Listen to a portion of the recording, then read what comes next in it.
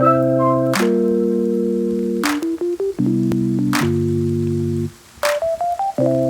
estamos con dos invitados que pues estamos aprendiendo. Yo los escucho y digo, sí, eso me pasa, lo pienso, y seguramente usted estará, la gente que nos sigue en Facebook a esta hora en Caracol Radio y en nuestras frecuencias de 90.1 y 90.1 FM, 1100 AM en Barranquilla, pues también dirán, a mí me pasa algo así. Entonces yo ahora quiero enfocar, hay una pregunta que el doctor Freddy Sánchez nos va a responder más adelante, y es, bueno, ¿qué va a pasar ahora cuando termine la pandemia? Pero antes de eso, yo quiero pedirles a los dos invitados, a la doctora María Eugenia Reátiga y al doctor Freddy Sánchez, que nos ayuden a pensar, bueno, ¿qué hago con lo que me pasa hoy? Si la persona hoy está viviendo esos niveles de ansiedad, esos niveles de que no duermo bien, pues por supuesto tiene que buscar ayuda profesional. Pero en el día a día, ¿qué nos recomiendan ustedes? O sea, primero que todo, la primera inquietud es, doctora María Eugenia y doctor Freddy, ¿cómo reconozco que estoy yo con dificultades? Porque que yo no duerma bien un día o dos, bueno, pero ¿cuándo sé yo que realmente la cosa está fuera de control? Eso sería una pregunta que todo el mundo se puede estar haciendo ahora.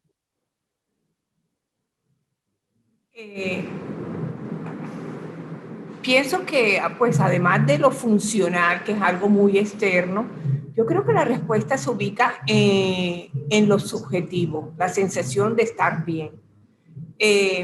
La sensación de estar bien. Ante todo es algo, satisfacción personal. Estoy bien con la vida, me siento bien conmigo mismo. Es algo tremendamente subjetivo. Yo quiero recalcar algo. El doctor Freddy dijo algo que me parece emocionante, sobre todo oírlo de él. Yo algunas veces lo había oído, yo sé que él es médico, es psiquiatra. Él mencionó, y eso es lo que yo quiero recalcar, porque tiene que ver muchísimo con el punto que viene. Él dijo, bueno, no sé exactamente los términos que empleó, no los podría repetir, pero sí dijo cómo finalmente hay disposiciones biológicas, orgánicas, algo así, y cómo a veces incluso las experiencias del contexto, sobre todo antes de los 6 primeros años, me emocionó mucho oírle eso, porque es que yo lo que quiero recalcar para complementar lo que él bien presenta, lo biológico, que es contundente, es fundamental, cómo ese contexto, la sociedad, el ambiente, puede cambiar la estructura, lo biológico, lo orgánico. Yo no soy médico, pero sí tengo claro cómo las situaciones de trauma, de dolor intenso, pueden modificar la expresión genética. Eso es contundente. Y eso nos lleva a la obligación, a la necesidad de tener en cuenta cómo el contexto, cómo yo, porque lo importante no es lo que me pasa a mí, sino cómo yo actúo frente a lo que me pasa. No lo digo yo, lo han dicho desde los poetas hasta autores de la psicología, pasando por Freud. No es lo que yo viví en mi historia, sino el sentido y el significado que le doy a lo vivido, lo que yo hago con mi historia. Y eso es un elemento supremamente importante, porque es lo psicológico, porque es cómo yo manejo lo que me ha pasado. Y es que nosotros podemos ver, yo siempre me hacía esa pregunta, porque hay personas que sufren muchísimo y de ahí salen mejores seres humanos, mientras que hay otras que se vuelven o se perturban mucho, quedan perturbadas, se vuelven más crueles, por decirlo así en términos humanos. Todo depende del sujeto, de la subjetividad. ¿Qué hago yo con mi dolor? ¿Qué interpretación hago a eso en lo que la vida me ha puesto? Sea mi biología, sea mi contexto, sea lo que yo viví, mi familia y en los primeros años. Eso me emocionó, me alegró profundamente oírselo decir al doctor Freddy, porque ya hoy es claro que no nacemos hechos, en pocas palabras, no nacemos hechos. Sí tenemos disposiciones, pero además no hay garantía, se puede dañar, se puede dañar. O se puede arreglar. Porque además, la ciencia ha mostrado, correcto, totalmente, Martín, totalmente. Todo depende del sentido y lo que yo hago con eso, con lo que tengo que lidiar. Bueno, cuando empezamos el programa, yo comenté aquí una experiencia personal cuando todo esto arrancó del encierro y pues también lo que vive un periodista trabajando en las condiciones que estamos trabajando. Entonces, yo decía, tengo que hacer algo. Y bueno, salgo a caminar, sí, salgo. Y de pronto me encuentro con las charlas del doctor Freddy Sánchez y encuentro en el ejercicio que el doctor Freddy empieza... me tienes que dar el link donde lo encuentro para meterme yo, para oírlo. Claro, y ahorita los va a contar. Okay. Entonces, empieza a darnos unas prácticas que yo no conocía y que me empiezan a mejorar la calidad de vida. Solamente con respirar, solamente con manejar incluso la alimentación. Tuvo una serie de charlas sobre, ahorita hablamos de la alimentación del cerebro. Y yo quisiera, doctor Freddy, que usted le contara a los oyentes también cómo ha sido esa experiencia y lo que usted le dice a la gente, a los que llegamos allí a sus redes sociales. Ok, bueno, mira, Martín, yo parto de la idea que tú tienes dos formas de afrontar esta situación del COVID, como todas las cosas en la vida, pero bueno, estamos hablando de esta ahora en particular, ¿no? Una es lamentarte o aceptarlo, pero ahí medio a regañadientes, con cierto nivel de protesta, quejándote de vez en cuando, y la otra es aceptarlo, voy a usar un término que creo que es suficientemente gráfico, aceptarlo abrazando la situación. Cuando tú aceptas las cosas que te ocurren, abrazando la situación, acabas de eliminar el elemento más terrible del problema que se llama resistencia. Todos los fenómenos generan en ti un dolor determinado porque todos tienen una carga particular que te afectan. Tú pierdes un ser querido, vamos a pensar en una escala de 1 a 10, tú pierdes un ser querido, eso tiene escala 10 porque era muy querido para ti, por supuesto, eso vale 10 puntos.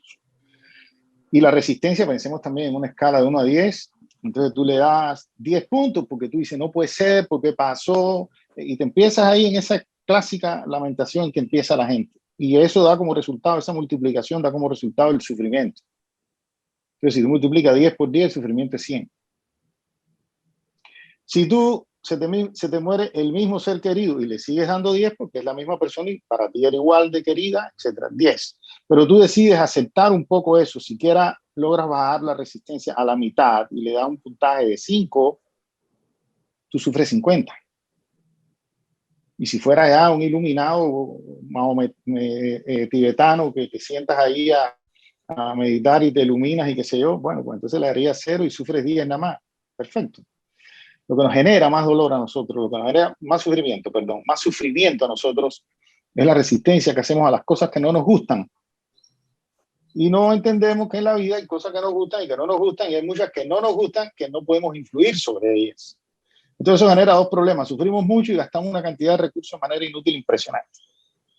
Entonces, para mí, este asunto del COVID hay que afrontarlo, yo diría así. En primer lugar, aceptemos, estamos ante una enfermedad que es terrible, que nos mata a nosotros y a nuestros familiares. ¿Qué toca hacer? Bueno, toca hacer 3 cosas: quedarnos en la casa, evitar el contacto con los demás, usar tapabocas si salimos y lavarnos las manos todas las veces que podamos. Eso está claro que es lo único que funciona.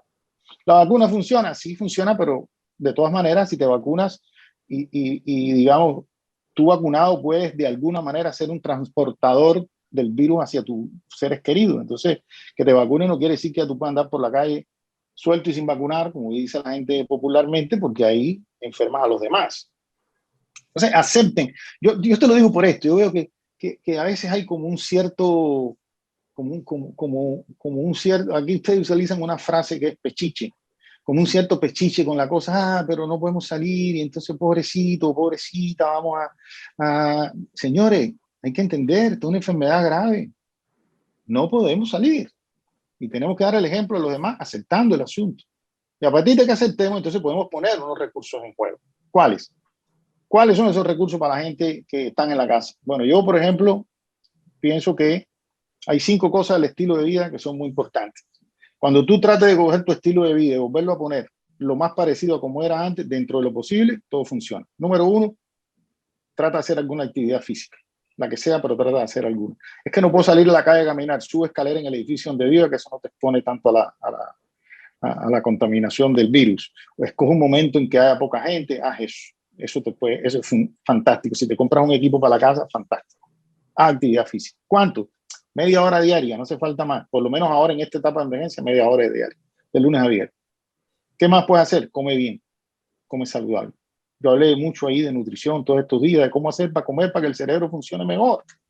Tú puedes comer para no engordar y verte fit y no sé qué, o puedes comer para que el cerebro funcione bien. Come para que el cerebro funcione bien, porque tu cerebro está siendo sometido ahora a una sobrecarga extrema. Come para que las cosas funcionen bien. Número 2. Número 3, relaciones interpersonales. Coño, pero si no me dejan salir, ¿cómo voy a relacionarme con la gente? Mira, aquí lo estamos haciendo tú y yo. Tú y yo podemos sentarnos aquí a hablar, no de una entrevista de Caracol Radio, sino podemos hablar, ¿no? Sentarnos a hablar de cualquier vaina. ¿Qué es Martín? ¿Y qué es Pampa? Y tú te tomas tu trago aquí, yo pongo aquí mi copa de vino y hablamos y no sé qué. ¿Qué es igual que verse? No, no es igual, pero se parece bastante. Es mejor que estar mirando para el techo solo. Correcto. Bien. Número 4, respeta un horario de sueño. Duerme bien. Acuéstate mínimo 1 hora antes de las 12 de la noche. Porque a las 12 de la noche se produce un disparo de melatonina que te sincroniza todo el ritmo biológico del otro día. Y si lo pierdes, al otro día vas a estar mal. Correcto. Entonces, fíjate eso. Y por último, practica algo que te ayude. Y ese algo que te ayude puede ser la práctica del mindfulness. ¿Por qué? Porque el mindfulness es un recurso que es válido para todo el mundo. Eso no está prohibido para nadie. No te va a hacer daño. Que tengo un infarto, perfecto. Que tengo, perfecto, no hay problema. Aprende mindfulness, practica mindfulness, medita 1 vez diaria, siquiera media hora. Si puedes hacerlo más tiempo, mejor, como quieras tú, y eso va a tranquilizar el modo en que tu cerebro funciona. Y el mindfulness no es magia. Hay una cantidad de explicaciones y de soportes con suficiente evidencia científica de la eficacia que podría estar yo hablando aquí 2 días sobre el tema. Funciona porque cambia el cerebro, cambia la estructura del cerebro. Crecen, con la práctica de mindfulness, crecen estructuras del cerebro que tienen que ver con la regulación emocional y se reducen otras que tienen que ver con el caos emocional. Es decir, le das fuerzas a tu amigo y le quitas fuerzas a tu enemigo. Correcto. No tienes que tomarte nada, no tienes que hacer nada y eso te puede funcionar perfectamente bien. Yo quisiera complementar, me parece excelente, lo que yo también me parece supremamente válido. Yo creo que una de las cosas, el domingo leía un informe de la revista Economist sobre vislumbrar qué podría pasar a futuro, a todo nivel.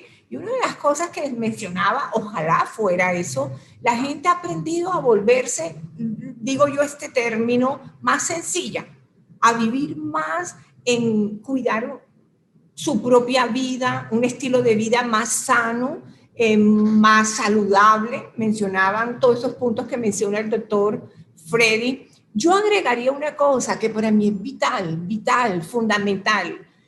Le agregaría todo eso. Yo apoyo todo lo que dice el doctor Sánchez. Yo he conocido personas que han salido adelante con una depresión mayor, con un mínimo de medicación y sobre la base de mucho ejercicio y dieta especial. Bueno, pero lo que yo quiero complementar, aportar, es primero el diálogo con uno mismo, conocerse a sí mismo, no decirse mentiras. Todos nos decimos mentiras para no enfrentar el dolor. Hablar con alguien que nos escuche profundamente, sin rótulos, sin estigma, con que nos oiga, eso es una gran fortuna. Eso nos mueve internamente, nos mueve profundamente. Salimos de mirar la cosa desde el dolor, desde lo infantil. El doctor Freddy decía, tú nada más tienes 2 opciones, mirar las cosas, aceptarlas, abrazarlas o no. El problema es que a veces cuando tenemos heridas del pasado, es muy difícil hacer eso. Es muy difícil hacerlo. Eso sería lo más sano, lo saludable, aceptar, tomar la vida como el carpe diem, el presente, pero es que eso no es fácil hacerlo. Entonces, bueno, para eso existe la psicoterapia, pero no vayamos a profundizar en qué hace una psicoterapia. Pero no hay que ir a psicoterapia para tener a alguien y nosotros con nosotros mismos, porque esto me duele tanto. Estar en contacto con nuestros sentimientos. Si tenemos la posibilidad de hablarlos con alguien, fabuloso. Eso es un gran regalo que tenemos en la vida. Los niñitos no hablan. Los niñitos no saben decir, tengo molestia con mi papá. Entonces, el sustituto para los niños es el juego. Los niños necesitan jugar. Ese es el lenguaje de los niños. Nosotros hablar, comunicarnos, estar en contacto con nuestros sentimientos. Eso es fundamental.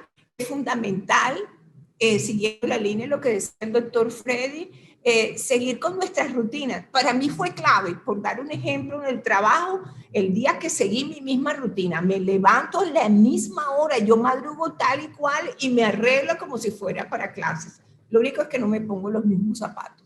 Y tengo el escritorio y doy mi clase tal y cual, como si fuera, hasta donde sea posible, tratar ese encuadre que necesitamos en nuestra vida cotidiana, tratar de llevarlo aquí. Hacer sustitutos, ¿sí? Sustituciones, hasta donde eso sea posible.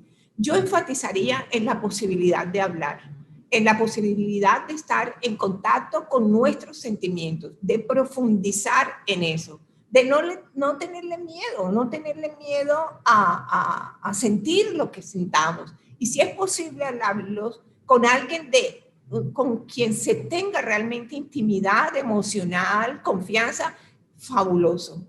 Es realmente fuente de fortaleza, de vitalidad. Agregaría eso.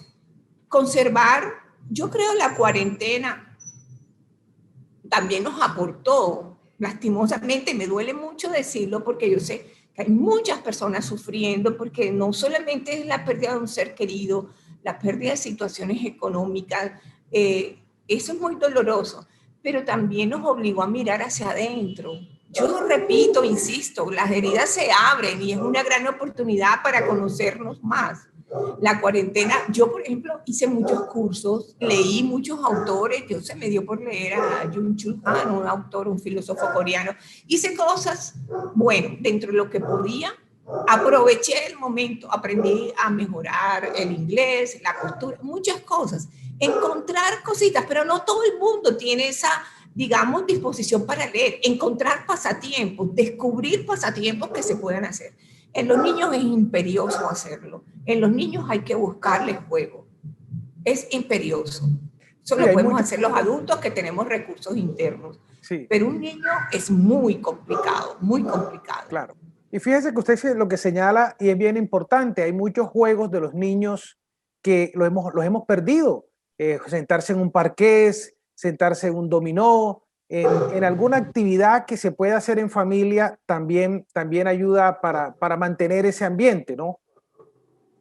Ahora, yo quisiera también, doctor Freddy Sánchez, ya en la fase final, porque nos quedan unos minutos para el final del programa, yo le interrumpí cuando usted estaba pensando y planteando y el qué viene después de esta pandemia, o sea, cómo nos debemos preparar, qué sigue. Bueno, hay unos aprendizajes de este tiempo que también hay que tener. Yo quiero en esta fase final escucharlo a usted y también a la doctora María Eugenia sobre ese futuro de lo que tenemos que afrontar. Ok. Hay unas fotos históricas de cuando se terminó la Segunda Guerra Mundial. La más histórica de todas es la del soldado que besa a la enfermera en pleno Times Square en Nueva York. Ok, eso es lo que va a ocurrir. Va a ser el día de la victoria. La gente va a salir a sí mismo, pero va a salir con miedo, a pesar de todo.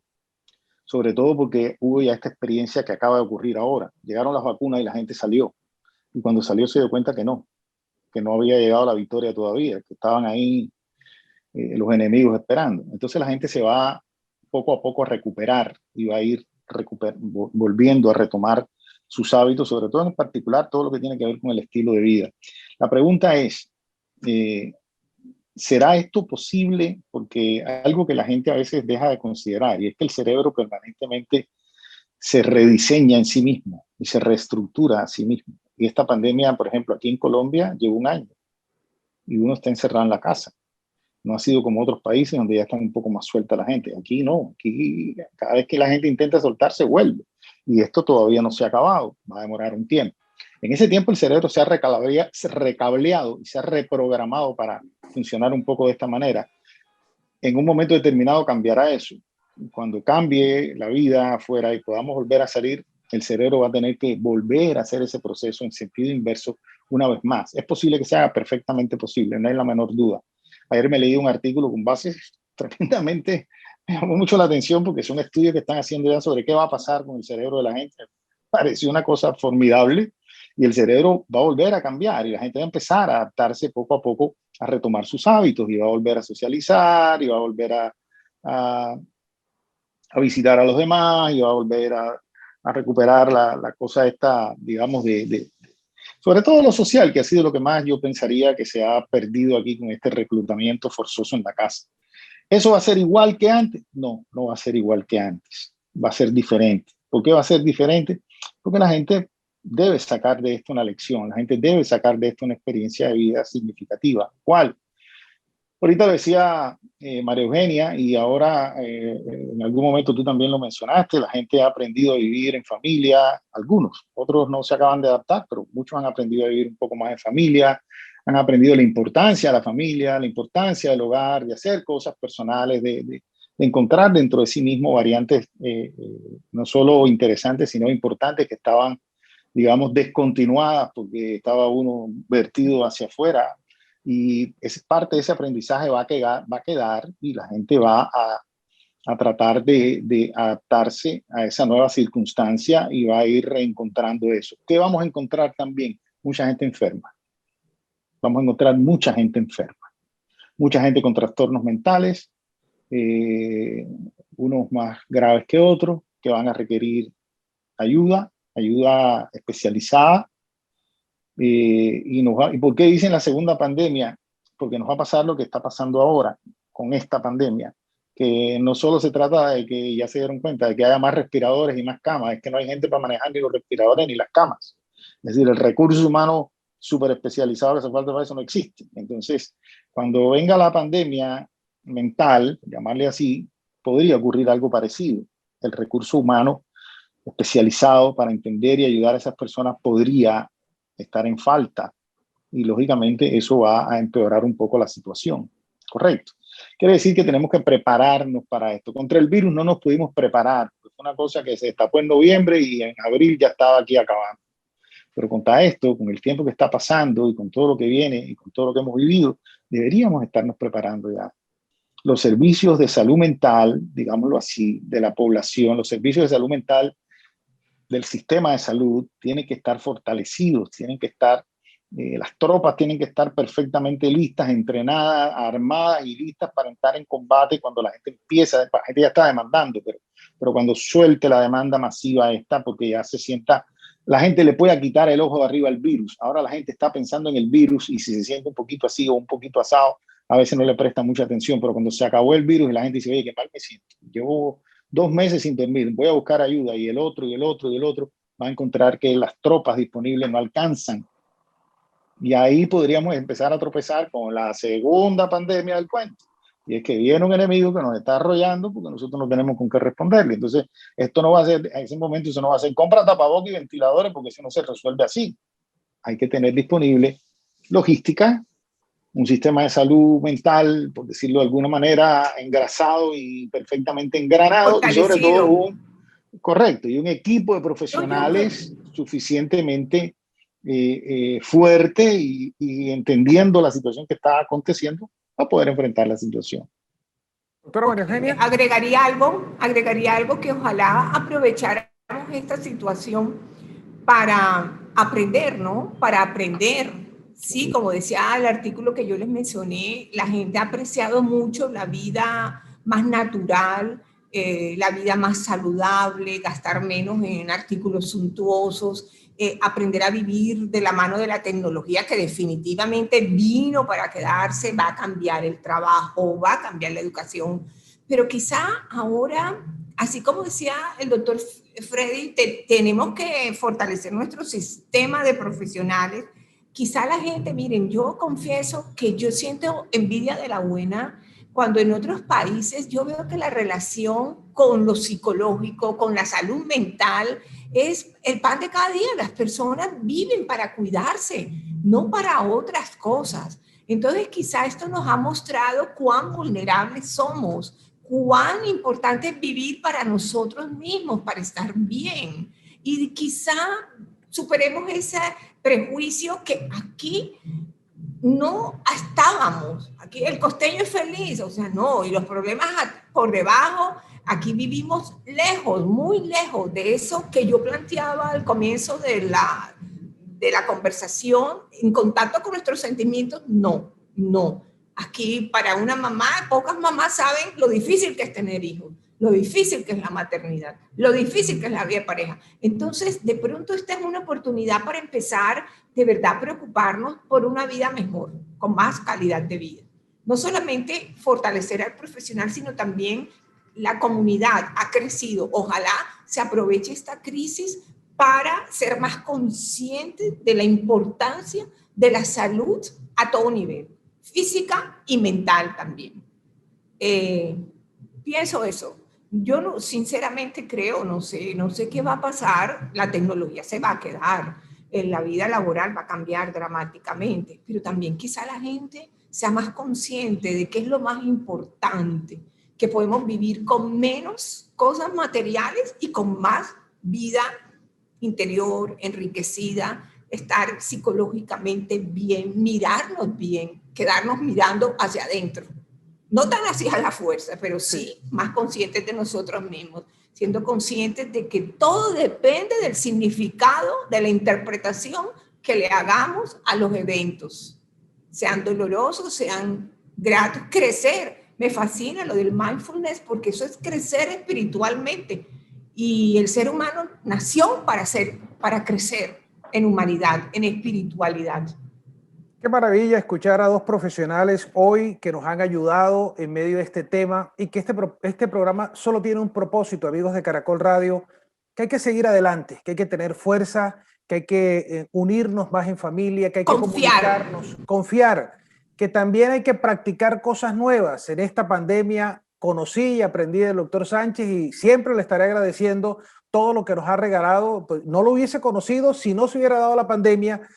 Aprendí de jardinería también. Entonces hay cosas que se pueden hacer en lo cotidiano. Se nos acabó el tiempo, pero síganos en las redes sociales. Vamos a ubicar las redes sociales en nuestros posts para que ustedes lo tengan.